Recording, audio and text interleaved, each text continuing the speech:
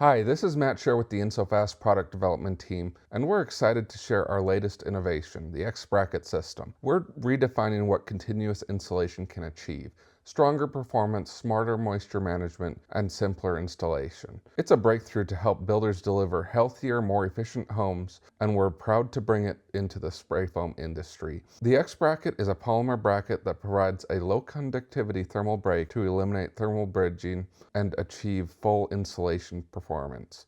In this project, it served as a framing tool to attach 2x4 furring strips and traditional siding. They used the 3.75 bracket secured to the wall with construction screws, then applied about 3 inches of closed cell spray foam for about R20 performance. A major innovation is its continuous rain screen.